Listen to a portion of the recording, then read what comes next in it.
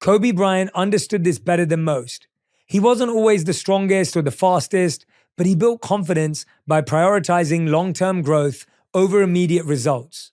He knew that self-worth isn't defined by where you are today. It's about your commitment to improvement. Let's hear how he developed that mindset.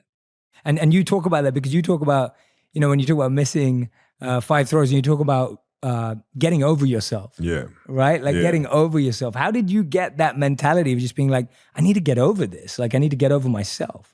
Trial and error. You grow up and you make game-winning shots and it's awesome. You come back the next day and miss a game-winning shot and it's misery. And then the next day comes and you're back playing again. And you understand that life has this cyclical nature where it's, what you do on Monday, it's fantastic, but then Tuesday is a bad day. But guess what? There's Wednesday. Yeah. So are we just supposed to live our lives like this the whole time?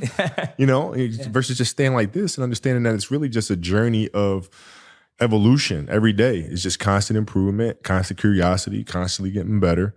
The results don't really matter. It's the figuring out that matters. Yeah. And we all get obsessed about the results. Yeah. Like we get obsessed about like the output. Yeah. Not the input of not figuring it out and not like changing things. What you said, trial and error, like the experimenting. Yeah. We forget to do that. It's unfortunate, man. Like I've seen a lot of players, especially now, in youth basketball dealing with that. You have players that are like bigger and faster and stronger and, their coaches are just coaching them for results. We're just going to use your size because you're bigger than every other 12-year-old out there to dominate today. But they're not growing, right? So they're just based on that result, but they're not focused on growing this young child into becoming a better athlete. And through that, teaching them how to become a more well-rounded person. And we're missing that. Yeah. See what you've said there, I want to ask you this, and I'm not saying because you know yourself best and you know how you've got there. So I'm asking it from a place of humility, of learning. When I look at you, I'm like, your superpower isn't just your work ethic. Your superpower isn't just like figuring things out. Your superpower is like you think strategically. Like that's a very strategic thought of saying this person could be this in the future if they were developed as a whole individual, rather than just like, let's use them for the short term. Right. Like, where did you develop that from, that ability to see beyond, to think deeper, to reflect deeper? Where did that come from? Well, I had to do that because, growing up in Italy, when I first moved over there, it was, I didn't speak Italian. I didn't have any friends. I had the game of basketball, and through sport and playing soccer, I was able to make friends and build connections. But it was a lot of time spent alone. And when I came back to the States, I wasn't the most athletic kid. I was really scrawny, like really, really skinny, and had like major knee issues because I was growing. So I was the dorky kid with high socks and big old knee pads.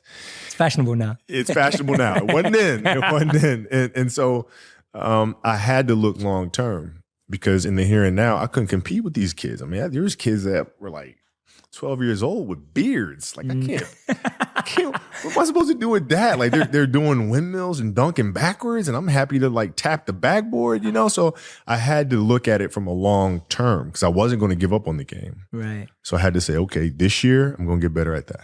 Next year, this, and then so forth and so on. And then patiently, I was able to catch them. Yeah, I love hearing that. Because I think so many of us you believe like when you see people like yourself, it's like, it's so easy as an excuse to ourselves to just be, oh, you're destined for it, right? You were made for it. It's kind of like that kind of, oh yeah, it's, but when you talk about saying, oh, actually, when I started, I didn't have the physicality that meant that I was going to make it. Like you had to figure it out. And I love it. Figure it out, man. It's just piece by piece. And it's the consistency of the work, which I feel like a lot of parents are missing today because we're not teaching that to our kids. We tend to say like kids don't want to do the work, but in reality, it's when we're failing them because we're not leading them the right way and teaching them, how to fish, you know what I mean? And so like the consistency of work, Monday, get better. Tuesday, get better. Wednesday, get better, right? And you do that over a period of time, not like 1 month or 2 months. I mean, it's 3, 4, 5, 6, 7, 8, 9, 10 years. And then you can get to where you want to go. Confidence isn't about walking into a room and thinking you're the best. It's about not feeling the need to compare yourself to anyone. True self-worth comes from knowing who you are, not just what you accomplish. It's built in the quiet moments, how you show up for yourself, and the way you speak to yourself when no one's around. I hope this episode helped you realize that confidence isn't about having all the answers. It's about trusting yourself to figure it out. If something resonated with you, share it with someone who needs to hear it. And I'll see you next time on Purpose.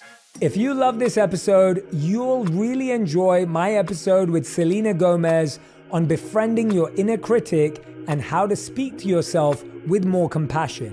My fears are only going to continue to show me what I'm capable of. The more that I face my fears, the more that I feel I'm gaining strength, I'm gaining wisdom, and I just want to keep doing that.